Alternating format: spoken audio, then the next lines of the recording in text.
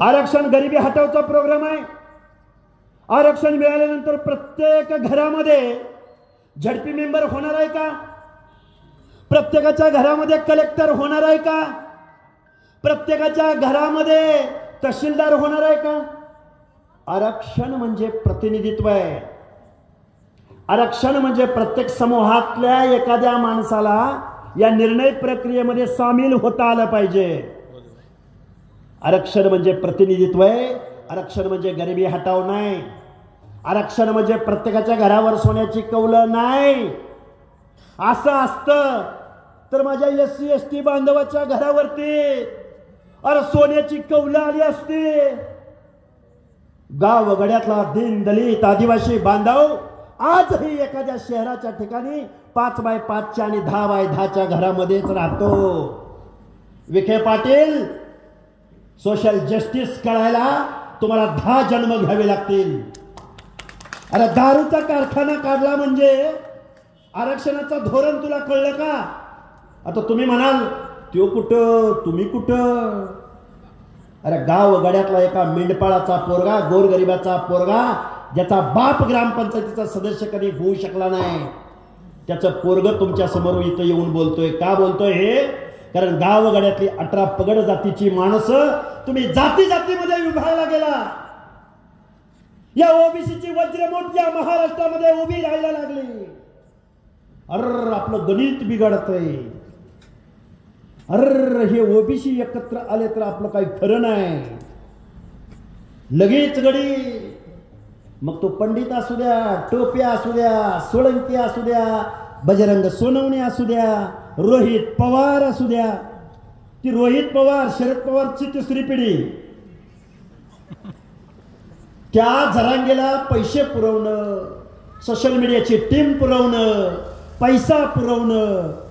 इकडं मुंबईला जरांगे पाटलाच्या स्टेजवर जाऊन सुप्रिया सुळे पाठिंबा देते, राजेश टोपे पाठिंबा देतो, शरद पवार पाठिंबा देतात, रोहित पवार पाठिंबा देतात. आणि तिकडं मंडल यात्रा काढली कुणी? राष्ट्रवादी काँग्रेसनं. झारगड साहेब बरोबर का? पैठण हा बाप बेटे सगळी घेऊया. आता सगळ्यांची नावं घ्यायची म्हणलं तर खूप गडबड होईल. हे तुम्हाला का सांगतोय मी? ओबीसीनी ओबीसीला मतदान करायचं आणि ओबीसीचा माणूस नाही भेटला ना SC ST ला मतदान करायचं. SC ST चा माणूस नाही भेटला ना माझ्या मुस्लिम समाजाला मतदान करा. आणि आता फक्त ओबीसी वर नाही लढायचं, ओपनच्या जागेवर लढायचं. ओपनच्या कुठल्या जागेवर लढायचं? नाही तुमचं मतदान तिथं. आता बोदेगाव ओपन आहे, तुमचं मतदान नाही, मग कोण होणार इथला सदस्य? तुमचाच सदस्य होणार. पण एकी महत्वाचे, आता जर भांडत बसला ना, आता जर भांडत बसला आणि शिक्षण नोकऱ्या सोडून द्या. आता कुठं राहिलेत नोकऱ्या? अरे शिक्षण संस्था यांच्या, कारखाने यांचे, उद्योगधंदे यांचे, आमदार खासदार हे.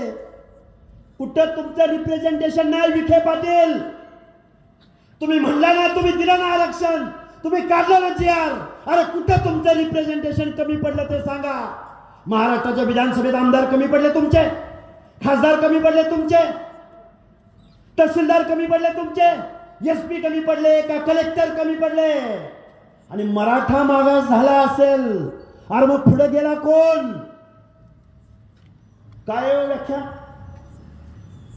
अंधारे साहेब व्याख्या काय? OBC other backward classes. वकील साहेब, बॅकवर्ड क्लास म्हणजे काय? मागास वर्ग, सामाजिक मागास. सांगतो ना, 2 शब्दाचा अर्थ समजावून सांगणार अगोदर. मागास वर्ग, इतर मागास वर्ग. मी एक तुम्हाला शेवटचं बाबासाहेबांचं उदाहरण सांगेन, पण त्याच्या अगोदर सांगतो. मागास वर्ग, मागास वर्ग म्हणजे इथल्या व्यवस्थेपासून किंवा विकासाच्या रेषेपासून जी लोक खूप मागे राहिलेत, मागं पडलेत, मागास राहिलेत, तो मागास वर्ग. आणि मग जर मराठा मागास राहिला असेल तर त्या लाईनवर पोचलं कोण? त्याचा अभ्यास करायचा नाही, त्याचं प्रतिनिधित्व तपासायचं नाही. इम्पेरिकल डेटा म्हणतात त्याला. महाराष्ट्राच्या मागणं उत्तरांचलनं डेटा गोळा केला, बिहारनं गोळा केला, तेलंगणानं गोळा केला, कर्नाटकानं गोळा केला. पण ज्या महाराष्ट्राच्या भूमीमध्ये ओबीसीचं आरक्षण चॅलेंज झालं त्या फुले शाहू आंबेडकरांच्या महाराष्ट्रानं मात्र ओबीसीचा इम्पेरिकल डेटा गोळा केला नाही. कारण महाराष्ट्र सामाजिक न्यायाची भूमिका घेणाऱ्या माणसांच्या हातामध्ये नाही. महाराष्ट्र कुणाच्या हातामध्ये? तर घराणेशाही चालवणाऱ्या, कारखानदारी चालवणाऱ्या आणि दारूचे कारखाने चालवणाऱ्या माणसांच्या हातामध्ये महाराष्ट्र दिला. इकडे आला विखे, तिकडे आले पवार, इकडे गेले मोहिते, इकडे गेले पंडित, आणि इकडे कोण तुमच्याकडे? काय पैठण, बुमरे, घुमरे, चार्लिंग चापली, कोण ते? कोण चार्लिंग चापली? काय चिखलीकर? काय बरोबर आहे का? सगळा बरोबर आहे का? आपलं वाटोळं कुठं झालं? आपलं वाटोळं इथं झालं. बाबासाहेबांनी तुमच्या आमच्या मताला लाख मोलाची किंमत प्राप्त करून दिली. वर्षभर ओबीसीची लढाई लढणारे निवडणुका आल्या की वेगवेगळ्या तंबूमध्ये गेले. दादा आलत, पोत्यावर बसलं होतं. बाबा आलत, आमच्या वालगाला जेवायला आलत, आमच्या लग्नात आलं होतं, गडी खुश. अरे पण तुमच्या आमच्या पुढच्या पिढ्यांचे हक्क अधिकार हिसकावून घेतले जात असताना, ओबीसीची संख्या या महाराष्ट्रामध्ये 50 ते 60% असताना, या महाराष्ट्राचं 7 लाख करोड रुपयाचं बजेट असताना, या फुले शाहू आंबेडकरांच्या पुरोगामी महाराष्ट्रामध्ये आजपर्यंत एकही बजेट असं नाही की 60% लोकांच्या सामाजिक न्यायाच्या योजनासाठी 1% बजेटरी तरतूद. पत्रकार बांधवांनो नीट ऐका. ओबीसी 60% ओबीसी त्यांच्या सामाजिक न्याय हक्काच्या योजनासाठी किती टक्के बजेटरी तरतूद? 1%. 7 लाख करोड पैकी अर्ध्याहून जास्त लोकसंख्येला 1% बजेटरी तरतूद. आणि ती 1% कशासाठी? शिष्यवृत्ती, आश्रमशाळांची अनुदान, वेगवेगळ्या महामंडळाला, वसंतराव नाईक महामंडळ 10 कोटी, तांडा वस्ती सुधार योजना 50 कोटी, आश्रमशाळा अनुदान, असं तुटपुंज 1% बजेटरी तरतूद. 1%. आणि कसा ओबीसीचा उद्धार होणार? ओबीसीचं वसतिगृह या महाराष्ट्रामधल्या कुठल्या जिल्ह्याच्या ठिकाणी आहे का? आणि विखे पाटलाचा कारखाना आजारी पडला की त्याला 125 कोटी, 150 कोटी, 232 कोटी कोण देतं?